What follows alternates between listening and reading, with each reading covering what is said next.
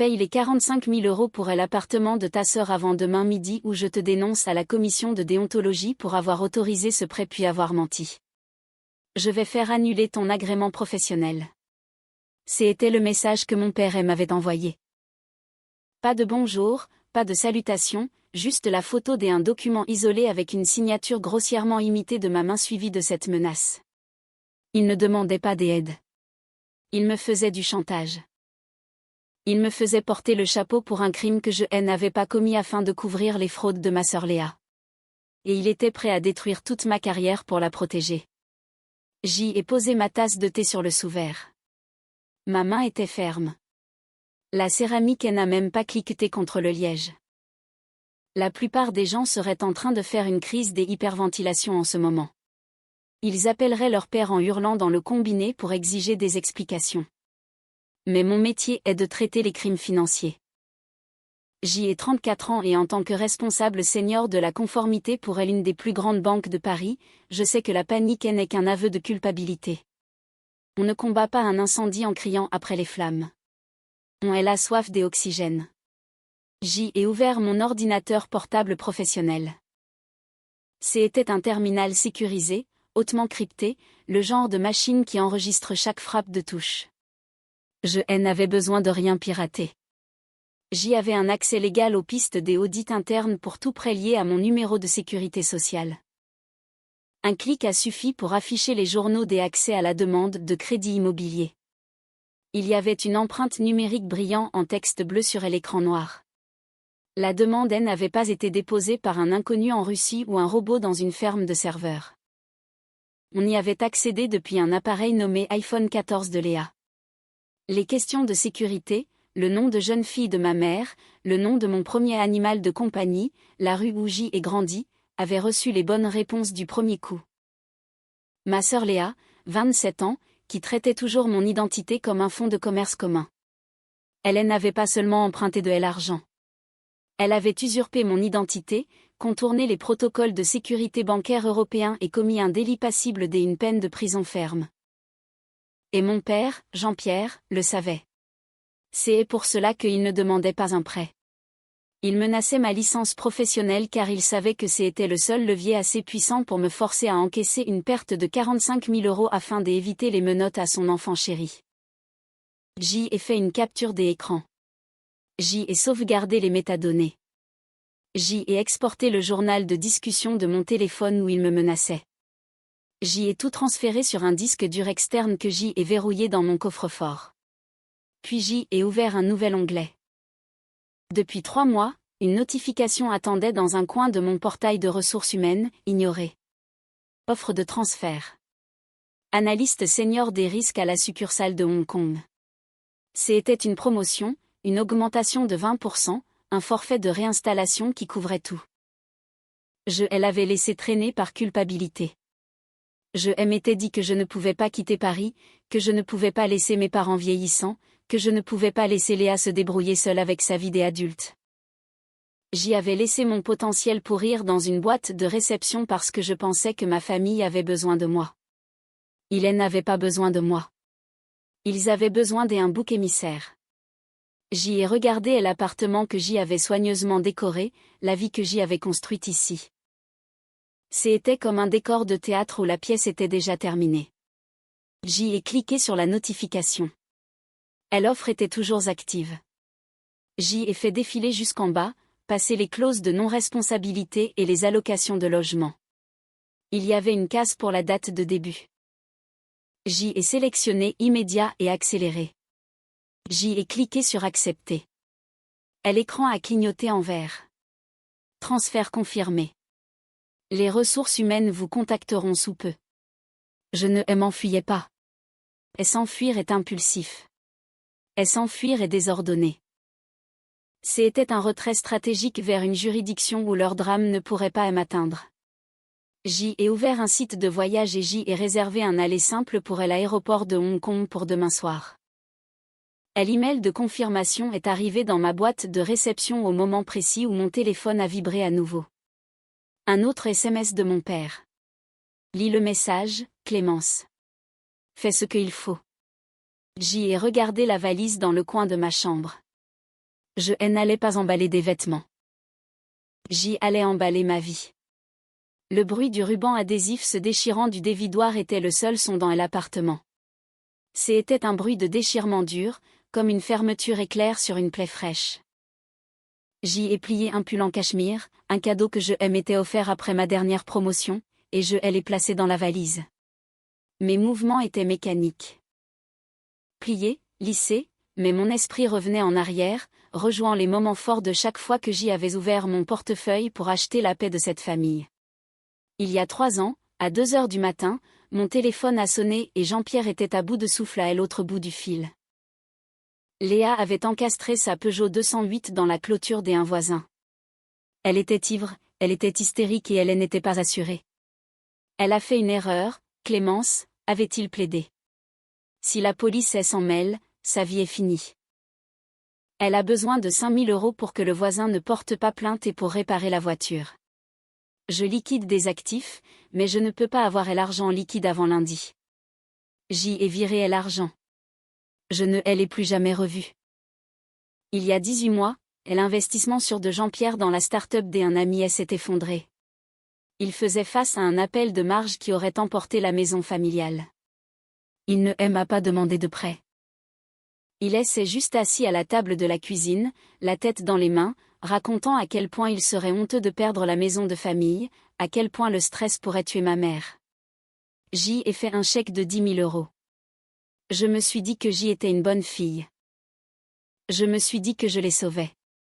Je ne les sauvais pas. Je payais un abonnement. J'y ai fermé le carton avec du ruban adhésif et je l'ai empilé près de la porte. La réalisation m'a frappé avec le poids d'un coup physique. Je n'étais pas un membre de cette famille. J'y étais un actif financier. J'y étais le fonds des urgences qu'ils utilisaient quand l'enfant prodige mettait le feu à quelque chose. J'y étais la police des assurances avec un pouls. Et c'est pourquoi Jean-Pierre me menaçait maintenant. Dans le monde bancaire, on appelle cela le biais des coûts irrécupérables. C'est le refus irrationnel d'abandonner un projet voué à l'échec parce qu'on y a déjà investi trop de temps, d'argent et d'ego. On continue à injecter de l'argent frais après de l'argent perdu parce que arrêter signifierait admettre qu'on s'est trompé. Léa était le projet raté de Jean-Pierre. Il avait passé 27 ans à construire un sanctuaire à son potentiel. Il s'était vanté de sa créativité quand elle avait raté ses examens, de son caractère quand elle s'était fait licencier, de ses goûts quand elle vivait au-dessus de ses moyens. Il avait investi toute son identité dans le récit selon lequel ils étaient la famille parfaite et qu'elle était le trophée. S'il admettait qu'elle était une criminelle, une fraudeuse qui volait sa propre sœur, tout son investissement tomberait à zéro. Son ego ferait faillite. Il ne protégeait pas Léa parce qu'il l'aimait davantage. Il protégeait sa propre vanité. Il préférait me détruire, moi, l'actif ennuyeux, fiable et rentable, plutôt que d'admettre que son investissement vedette était une dette toxique. J'y ai regardé la pile de cartons. Ma vie à Paris emballée dans du carton. Il pensait que menacer ma carrière me ferait plier. Il pensait que j'y allais paniquer, signer le chèque et m'excuser de l'avoir obligé à demander. Il pensait que j'y étais encore la fille qui avait payé 10 000 € pour lui éviter de ressentir de la honte. Il a oublié une chose. Les actifs n'ont pas de sentiments. Les actifs n'ont pas de loyauté. Et quand un actif devient toxique, on le liquide. J'y ai pris mon téléphone. Il était temps de lui donner exactement ce qu'il voulait. Mon pouce planait au-dessus de l'écran. Pour attraper un loup, on ne court pas. Si on court, on déclenche son instinct de chasse. On ne se bat pas non plus. Si on se bat, il vise la gorge. On boite. On traîne la jambe. On gémit. On se donne l'air si brisé, si vaincu qu'il baisse sa garde. On lui fait croire qu'il a déjà gagné, pour qu'il s'approche de vous pour porter le coup final. C'est le seul moment, l'unique moment où il est assez vulnérable pour être tué. J'y ai ouvert une application de voyage et j'y ai réservé un billet non pas pour Hong Kong, mais pour Londres. Un billet en classe économique remboursable pour un vol partant de Roissy-Charles de Gaulle dans 4 heures. C'était un leurre, une piste de miettes de pain pour un homme qui pensait chasser un lapin alors qu'il marchait dans un piège à ours. J'ai fait une capture des écrans de la confirmation. Puis j'ai ouvert la discussion avec Jean-Pierre. J'ai tapé lentement, laissant les mots avoir un goût de cendre dans ma bouche. Tu as gagné, papa. J'ai fixé les mots. C'était exactement ce qu'il voulait entendre. C'était la soumission qu'il exigeait depuis que j'y avais 5 ans. Je ne peux pas perdre mon agrément, ai-je tapé. J'y ai peur de l'enquête, alors je quitte le pays ce soir. Je pars à Londres jusqu'à ce que l'affaire se tasse. J'y ai joint la fausse confirmation de vol. Maintenant venait l'hameçon. Le morceau de viande imprégné d'arsenic. J'y ai essayé de virer les 45 000 €, mais la banque a bloqué le transfert à cause du montant. Je ne peux pas passer outre à distance. Mais je me suis connecté et j'y ai ajouté Léa comme signataire autorisé sur le compte. C'était le mensonge. Le beau mensonge mortel. Dans le milieu bancaire, ajouter un signataire autorisé nécessite généralement que la personne soit physiquement présente pour signer une fiche de signature. Mais Jean-Pierre ne le savait pas, Léa ne le savait certainement pas. Il ne savait que ce qu'il voulait croire. Que je cédais. Que l'argent était à eux. Elle a juste besoin d'aller à l'agence principale du boulevard Haussmann demain à 9 h du matin, ai-je continué. Elle doit montrer sa pièce d'identité pour prouver qu'elle est Léa et elle doit signer le bordereau de retrait elle-même. J'y ai réglé cela avec la directrice. Dis-leur juste qu'elle est sur le compte. J'y ai cliqué sur envoyer. Le téléphone était posé sur la table entre nous comme une arme chargée. J'y ai attendu. Les bulles sont apparues, puis ont disparu, puis sont réapparues. Il lisait. Il était probablement en train de le montrer à Léa en ce moment même. Je pouvais les imaginer dans le salon de la maison que j'y avais payé pour sauver. Léa pleurant des larmes de crocodile sur le stress que cela représentait. Jean-Pierre bombant le torse en lui disant qu'il avait géré la situation, qu'il m'avait remise à ma place. Il ne se demandait pas pourquoi elle ajouterait au compte au lieu de simplement faire un chèque. Il ne se demandait pas pourquoi elle devait signer personnellement. Il était aveuglé par la victoire. Il voyait l'argent et il me voyait m'enfuir de peur. Son ego signait des chèques que sa liberté ne pourrait pas encaisser. Le téléphone a vibré. Bonne fille, disait le texte. Ne reviens pas. J'y ai lu le message 2 fois. Bonne fille. La même chose qu'on dit à un chien qui obéit à un ordre. La même chose qu'il disait quand je ramenais de bonnes notes ou que je nettoyais les bêtises de Léa sans me plaindre. C'était le mépris ultime. Il se fichait que je fuis le pays. Il se fichait que je sois terrifié. Il avait son argent et il s'était débarrassé du problème. J'y ai senti un sourire froid et tranchant barrer mon visage. Il pensait que je boitais. Il pensait que je me vidais de mon sang. Il ne savait pas que j'y attendais juste qu'il s'approche assez du bord. Léa n'allait pas à la banque pour retirer de l'argent. En exigeant qu'elle montre sa pièce d'identité et signe un bordereau de retrait pour des fonds sur lesquels elle n'avait aucun droit, je ne lui donnais pas seulement un accès. Je créais une trace écrite. Je la forçais à commettre une usurpation d'identité et une fraude bancaire en personne, devant les caméras, avec un témoin assermenté. Je ne lui envoyais pas une bouée de sauvetage. Je lui envoyais une citation à comparaître. J'y ai pris le dernier carton. Mon appartement était vide. Les murs étaient nus. La vie que j'y avais construite ici, les nuits tardives à étudier pour mes certifications, les dîners solitaires, et l'anxiété constante d'attendre la prochaine crise familiale, tout cela avait disparu. Je suis sortie et j'y ai laissé la clé sur le comptoir. Je ne me suis pas retournée. Le salon de première classe à l'aéroport de Roissy bourdonnait du murmure bas et poli de gens qui avaient des endroits où aller et l'argent pour y arriver confortablement. Cela sentait l'expresso et le cuir cher. Je me suis assise dans un fauteuil à haut dossier près de la fenêtre, regardant l'équipe au sol charger les bagages dans le ventre d'un avion. Mon téléphone était posé sur la table en marbre à côté d'un verre d'eau pétillante. L'écran affichait 8h55 à Paris. Les lourdes portes en verre de l'agence principale étaient en train d'être déverrouillées. Je pouvais imaginer le hall parfaitement. Les sols en marbre poli, l'odeur de désinfectant et de vieille fortune, les guichetiers organisant leurs tiroirs de caisse. Je connaissais la directrice de l'agence, Sarah. Elle était diligente, respectait les règles à la lettre et elle n'avait aucune tolérance pour les bêtises. Je savais aussi qui marchait vers ses portes en ce moment même. Léa porterait sa tenue sérieuse, probablement un blazer qu'elle avait acheté avec ma carte de crédit, essayant de ressembler à quelqu'un qui a sa place dans une banque à l'ouverture. Jean-Pierre attendrait dans la voiture, moteur tournant, et m'envoyant des SMS pour avoir des nouvelles, terrifié par une amende de stationnement mais assez arrogant pour penser qu'il venait de forcer une banque à se soumettre. Il pensait entrer pour un jour de paix. Ils entraient sur une scène de crime. J'y ai déverrouillé mon ordinateur. La lumière bleue de l'écran se reflétait dans mon verre d'eau. Pendant 12 heures, je les avais laissés croire au mensonge. Je les avais laissés dormir profondément, rêvant de l'appartement, des meubles, de la victoire sur la sœur têtue et égoïste. J'y avais besoin qu'ils y croient. J'y avais besoin qu'ils entrent dans cette agence volontairement, présentent leurs pièces d'identité et exigent explicitement l'accès à mes fonds. Si j'y avais juste signalé la fraude hier, cela aurait été ma parole contre la leur.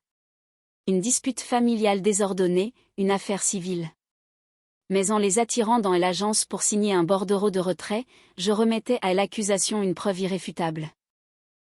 Tenter d'accéder à un compte en utilisant une identité volée n'est pas un malentendu. C'est une fraude bancaire. C'est une usurpation des identités aggravée. Et parce que le montant dépassait 10 000 €, cela déclenchait les directives de signalement obligatoire. Je me suis connecté à mon portail bancaire.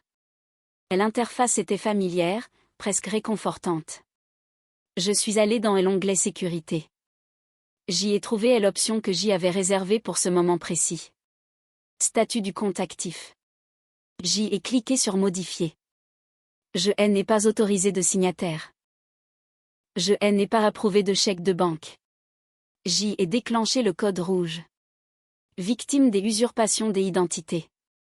Un blocage du système qui gelait le terminal et alertait silencieusement la sécurité et la police. Dans la boîte des alertes du guichetier, j'y ai tapé alerte critique. Ne pas traiter la transaction. Le sujet tentera d'accéder au compte en utilisant une autorisation falsifiée et une identité volée. Fraude active. Temporisée. Appeler la police. Référence de dossier 4492B. C'était clinique, ce n'était pas la voix d'une sœur mais celle d'une responsable de la conformité. J'y ai hésité un seul instant en pensant à toute une vie passée à réparer leurs bêtises. Puis j'y ai cliqué sur sauvegarder. Statut gelé. Alerte aux forces de l'ordre active. 9 heures du matin. La banque a ouvert. Léa est arrivée quelques minutes plus tard dans un blazer coûteux, confiante, ses lunettes de soleil toujours sur le nez. Elle est allée droit au guichet, a fait glisser sa pièce d'identité et a prétendu que je l'avais ajoutée comme signataire autorisé. Le guichetier a tapé sur son clavier et le piège s'est refermé. Une bannière rouge a explosé sur l'écran. Code rouge, usurpation des identités, contactez les autorités. Temporisant calmement, le guichetier a prétendu que le système était lent. La sécurité a bloqué la porte. Des alarmes silencieuses pulsaient.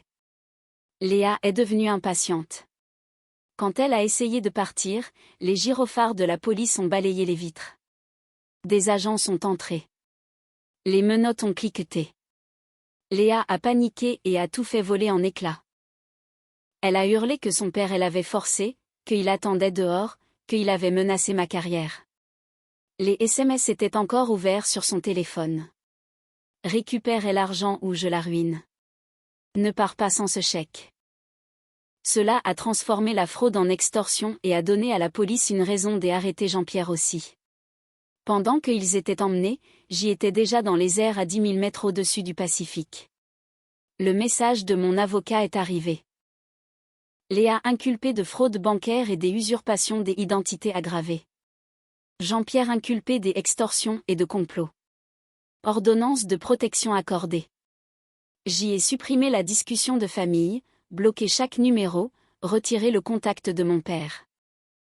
Quand l'hôtesse de LR a proposé du champagne, j'y ai accepté. Je fais une promotion, ai-je dit. Je viens de me nommer PDG de ma propre vie. J'y ai laissé tomber mon ancienne carte SIM dans le verre. Parfois, la seule façon de gagner est d'arrêter de jouer selon leurs règles. Parfois, il faut licencier sa propre famille pour se sauver soi-même. Cette histoire illustre parfaitement la dynamique toxique qui peut s'installer au sein d'une famille où l'un des membres est constamment sacrifié pour protéger les erreurs des autres. Clémence a agi avec une précision chirurgicale, utilisant les mêmes outils professionnels qui faisaient d'elle une cible pour se libérer définitivement. Il est fascinant de voir comment le chantage émotionnel se heurte à la réalité froide des procédures bancaires et des protocoles de conformité. En France, la fraude et l'extorsion sont prises très au sérieux, et le fait que le père ait utilisé la carrière de sa fille comme moyen de pression montre à quel point le lien familial était brisé au profit de l'ego. Ce récit nous rappelle que la loyauté ne doit jamais être à sens unique et que poser des limites, même radicales, est parfois la seule solution pour préserver sa propre santé mentale et son intégrité professionnelle. On voit ici que la vengeance la plus efficace n'est pas la violence, mais le simple fait de laisser les personnes malveillantes assumer les conséquences juridiques de leurs propres actes. Et vous, que auriez-vous fait à la place de Clémence si votre propre famille essayait de détruire votre carrière pour couvrir les dettes d'un autre enfant ? Auriez-vous eu le courage de les dénoncer aux autorités ou auriez-vous fini par payer pour éviter le scandale ?